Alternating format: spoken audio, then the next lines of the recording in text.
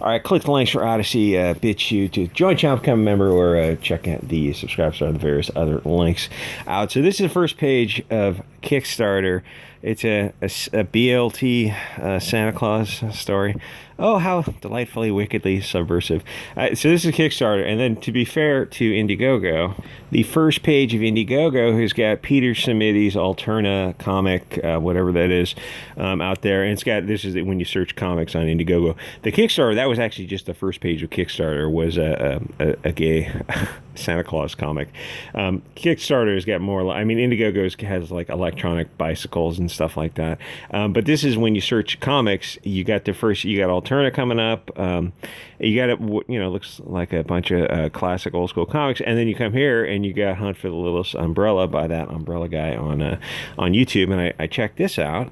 Not that he needs any shilling from me, because it's he's got a huge channel. It's already doing pretty well.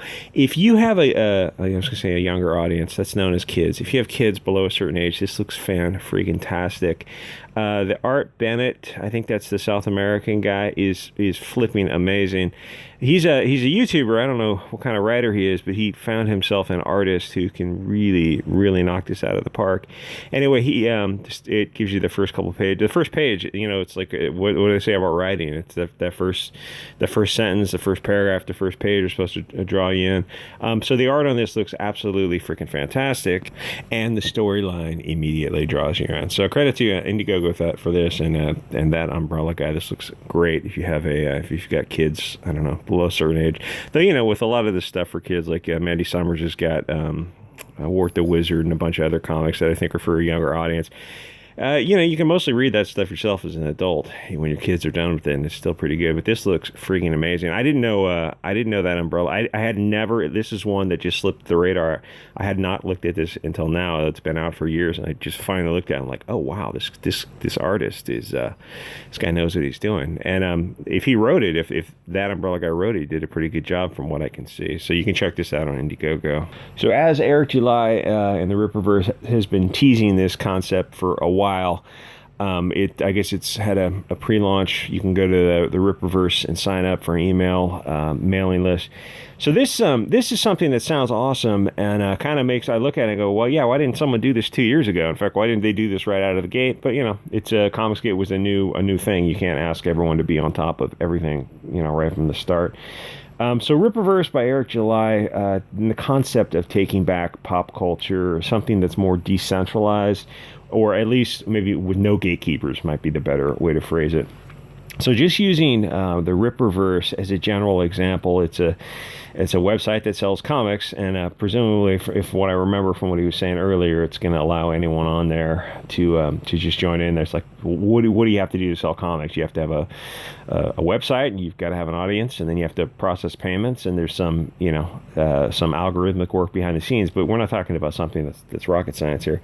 So the thing is, why would you go through Indiegogo or Kickstarter if you didn't have to? And then the argument for those very well-known sites like Kickstarter, like they said, is get $6 or $7 billion in sales. Well, the argument is going to be organic discovery. Like the first page of Indiegogo literally had Alterna and that Umbrella guy's comic on there. So that's a very powerful argument to be on those known name brand websites. But then they also have a habit of censoring some campaigns.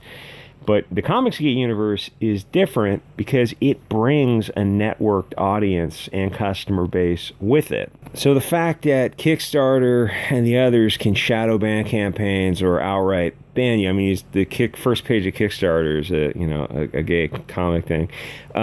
They did it to Mike Miller, and I think they did it to Richard Myers with his comic. That should be reason enough to kind of like, oh, we kind of need to create our own crowdfunding website. It doesn't seem like an insurmountable hurdle, and the benefits are huge. You might have slightly lesser sales in the beginning, but you're getting past the gatekeepers, and you never know. You might grow that literally into $1 billion company. The benefits are huge for the Comicsgate community. So let me be fair to Kickstarter. I went to their site and I punched in comics, and this is the first page that returns.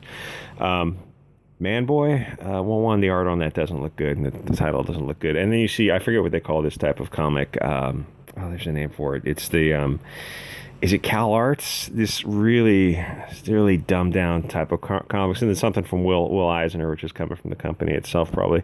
So this looks like this could be a Comicsgate project, but a lot of the other stuff is not. At least I think at least it's not openly BLT.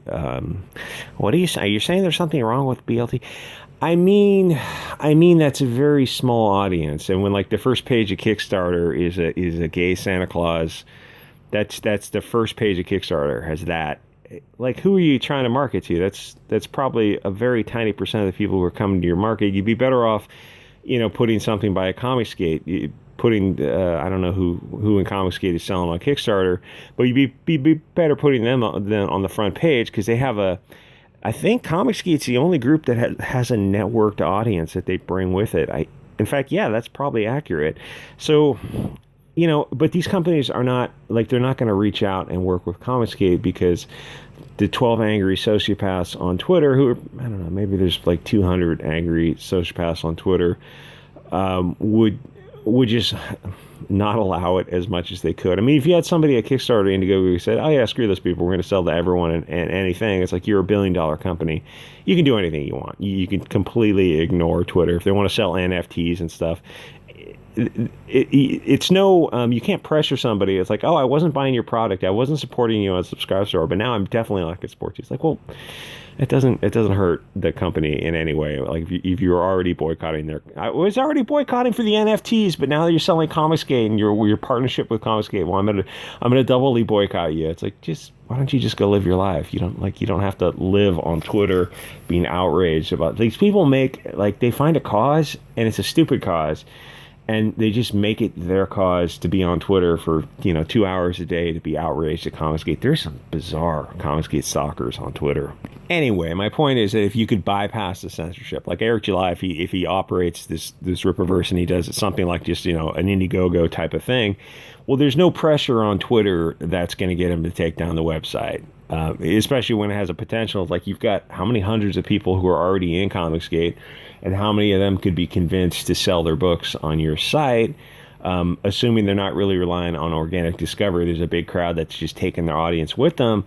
It's a risk to take, but it's also something that has these longer term benefits, which sometimes, this is probably the risk you want to take to set yourself up for a long-term future goal. So this has got a lot of positives for the Comicsgate community. So I'm assuming a bit about Eric July from what I've seen. I've heard I've heard him a few times before. I mean, there's so many Comicsgate or Comicsgate associated channels on YouTube that it's impossible to watch them all. Or even, like, back in the day, live streams were I don't know, they were a special event, because they just were there like 2 live streams a week, and then people were going like, oh, we should organize with each other, so we'll step on each other's live streams. Now everyone's just live streaming all the time, because it's so it's kind of the content that people like.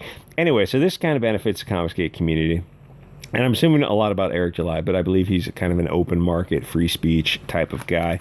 So how hard is it to build a website to accept payments and process orders and skip the censorship and the diversity outreach coordinators for BLT, furry, otherkin, transhuman artists? Just let anyone sell their stuff online. You don't need a gatekeeper. You don't need censors. You don't need to tell Mike Miller you can't sell a comic that shows gangsters as the bad guys. And that's what they told Mike, because they're marginalized and disenfranchised gangsters. And it was Comic Lone Star. I think they said no to it. It's like, that's insane. Yeah, well, they have a blue-haired weirdo cat lady diversity and outreach coordinator. You don't need a diversity. You don't need to pay someone for that position. I think she later got fired because she's crazy, but the whole company is crazy. But you don't need somebody for that position. You just go, oh yeah, we're a crowdfunding campaign site. If as long as your stuff is legal, you're not advocating illegal activity, violence, or anything, knock yourself out. Yeah, go ahead and sell your stuff. Oh, but they're on the left wing and they're on the right wing. Yeah. We're not. That's the point. Is we're not going to gatekeep anything. If it's legally allowed to be sold in your country, then yes, you can sell it on our site. But you're letting in the bad people, and well, you're a bad person is someone else's good person. It's like the best way to handle that is just simply not censor and let the customer decide, let the market decide. There's something out there for everybody. Why would you want to tell somebody what they can buy? It's like, if you don't like it, you just don't have to buy it. Why is that so hard for SJWs to understand? No, I want to tell you what you can't buy. It seems like you want to be an authoritarian dictator. Yep, plot twist. They've been on the authoritarian dictators the whole time.